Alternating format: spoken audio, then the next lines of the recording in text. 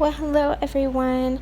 So I wanted to share something that has been on my heart today, and we're going to read a little bit of the Bible, and it's found in John 20, verse 24, and it's the story of Doubting Thomas, which he was often known for because he is one of those people that didn't believe it until he saw it. He had no faith. He didn't believe that Jesus rose from the dead when everybody else did. Everybody else knew and had seen Jesus, and they gave him the account of being with Jesus and seeing him. He still had no faith and didn't believe that Jesus had risen from the dead. And he was one of those that, he wouldn't believe it until he saw it. And so in verse 24 it says, "Now Thomas, called the twin, one of the 12, was not with them when Jesus came," speaking of the disciples. "The other disciples therefore said to him, 'We have seen the Lord.' So he said to them, 'Unless I see his hands, the print of the nails, and put my finger into the print of the nails, and put my hand into his side, I will not believe.' And after 8 days his disciples were again inside, and Thomas with them. Jesus came, the doors being shut, and stood in the midst, and said, 'Peace to you.' Then he said to Thomas, 'Reach your finger here and look at my hands, and reach your hand here and put into my side. Do not be unbelieving, but believing.' And Thomas answered and said to him, 'My Lord and my God.' Jesus said to him, 'Thomas, because you have seen me, you have believed. Blessed are those who have not seen me and yet have believed.'" So we can go through the ages of people representing the Doubting Thomas. We can have even today, you could even say, there's a lot of people that are proclaiming that Jesus is coming, that these are the signs to look for to know that Jesus's return is at the door. You can even say that those of us who not only know that it is a pre-tribulation rapture, but have faith and believe that it is a pre-tribulation rapture. There's a lot of people that come against that idea, and so much so that they're very vocal about it and actually kind of violent about it. I've tried to be patient with people, and I try to share with them the story of the Jewish wedding and how it signifies the rapture of the church. And I go into great detail on sharing that with people to show how our Jesus is a loving Jesus, that he is not an abusive husband, and we are considered bride of Christ. So therefore, being that he is the husband and we are considered the bride, there's no way possible that he is going to abuse his bride before judgment comes.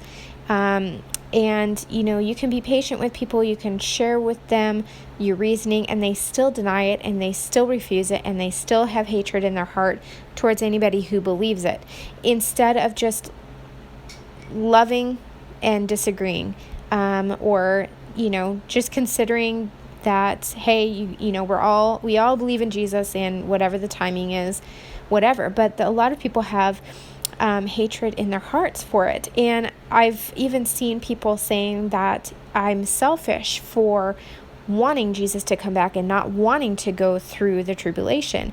And the fact is that is one of the promises that God has given us as believers, that we won't have to go through the tribulation. That is the reason why he is giving so much time for people to come to him in faith, is so that we don't have to. There is going to be an end point somewhere. And a lot of people, whether they're non-believers or believers, there's a lot of people that like to play Christian and play church.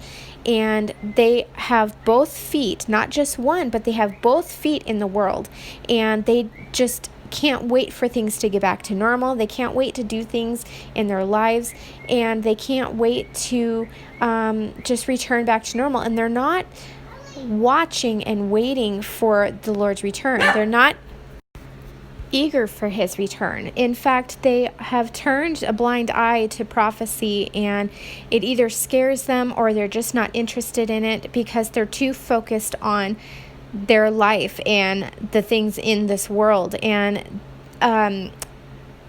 they've turned their back like Lot's wife. They've turned and are facing the world, and they don't want any part of biblical prophecy and end times. They don't want to hear that Jesus is coming back, because if Jesus comes back, then that means that their fun will end, that their life on earth will end, and everything in it will end. And instead, they're like a doubting Thomas. And a lot of people who even are unbelievers are doubting Thomases, where they won't believe it until they see it. Or a lot of times they won't believe that the rapture is true until it happens, and then they'll believe. Or you have people who have fallen asleep, Christians who have fallen asleep, who won't believe that it's the end times, or won't believe that prophecy is jumping off the pages until it gets to a certain point. They have allowed themselves to fall into a slumber. They have allowed themselves to be rocked to sleep, so to speak. And there's a verse here. Oops, hang on just a second. Okay, so there's a verse here in 2 Timothy 4:8 that talks about those who love his appearing and those who are eager for his appearing. And it says here, "Finally, there is laid up for me a crown of righteousness, which the Lord, the righteous judge, will give to me on that day, and not to me only, but all those who have loved his appearing." Now, what part of loving for his appearing is there in going through the complete tribulation, or knowing that God's wrath is going to be upon you, and that you are going to suffer through this entire wrath of God, which, by the way, is not anything like the movies that you've seen. It's going to be far, far worse. And there is going to be a lot of death and a lot of sorrow and a lot of pain. And I don't know anybody who would willingly want to go through that. I don't know what you're trying to prove. I don't know if you are trying to prove that you are more holy than this person over here, or that you have more faith, or that you are stronger. I don't know what people like that are trying to prove. But the one hope that we can have is to know that Jesus promised in his word in many, many, many, many places, from Genesis to Revelation, there are many scriptures to prove that he will come before judgment.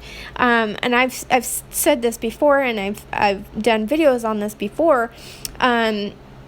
You can even go back to the Jewish wedding, and how everything that happens in the Jewish wedding, it mirrors the rapture of the church, and it mirrors us being the bride of Christ that gets snatched away or lifted up, raptured, and taken to the Father's house. And everything like that appears in the Bible from Genesis on through. And so anybody who wants to deny that is in essence saying that they are not loving for his appearing. They're not eagerly waiting and praying for his appearing. They're not wanting to see him, because they would rather go through the tribulation just to have the merit points, just to say, I did it, to have the t-shirt that says, I made it through the tribulation. That's not something that I want to go through, and I don't know anybody who would want to. And I've seen a lot of people that try to chastise others who want to see Jesus. And I can tell you that you're not going to take my crown. You're not going to take many people's crowns, because the pre-tribulation rapture is something that I not only believe in, but I know to be 100% truth and fact. And you can say, well, I hope you're right. No, there's no hope I'm right about it. I know I'm right because I've read the Bible, and I know from Genesis to Revelation the many different accounts in the Bible where it specifies, through stories, that the rapture is going to happen before the tribulation, before wrath, pre-wrath. There's no way that Jesus is going to allow Satan to overcome his children. And there's no way that God is going to allow Satan to take over, his people. There's no way. His bride, he's not going to let Satan, may I even say it this way, he's not going to let Satan rape his bride before she gets to heaven, before she gets to the wedding, to him. There's no way. He's going to not allow Satan to defile his bride before the wedding. Okay? He's going to take her out of the way so that Satan cannot touch his bride. He wants her pure and he wants her holy. And the only way that that's going to happen is if she is taken out of the way before Satan can touch her. Okay? That's the only way. And if you want to be here for the tribulation, I pray that you are saved, because if you think that you're going to be here, then you're going to have a wonderful, blessed surprise when you find yourself in heaven before the wrath. If you are not saved, yes, you will find yourself here in the tribulation dealing with the wrath of God. And I pray that you will understand what had happened and you will choose to follow him at that point, and that you will realize that you were one of those sleeping false believers, false converts, whatever you want to call it. So a lot of people, Christians and non-Christians, they are like doubting Thomas. They will not believe until they see. They will not believe until they see Jesus coming, or they will not believe until millions of people disappear. And unfortunately, people can say that all they want, but if you cannot believe now that Jesus is coming, if you have your feet so grounded in the world now, and you don't find it eagerly exciting to wait for his return, and to know that at any moment that you are getting ready for your future home, that you're excited and that you're waiting to hear those trumpets sound. I forgot where I was going with that. I was on fire there for a second. Anyways, if you don't want to believe that stuff, then, that's on you. That's between you and God. And, unfortunately, hopefully you will find yourself surprisingly in heaven and not left behind here on earth to go through the judgment of Christ. Don't be like a doubting Thomas. Have faith and know that the prophecies that he has spoken of in the Bible are coming to pass.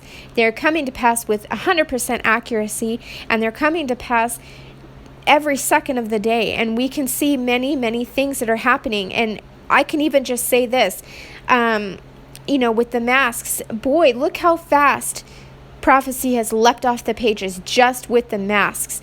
In my hometown, the Walmart in my town, I just yesterday, and I forgot to take pictures of it because I was so stunned by it, and I was driving past the front doors, and so I forgot to take a picture, but I might actually go back this weekend and do that because I couldn't believe what I saw.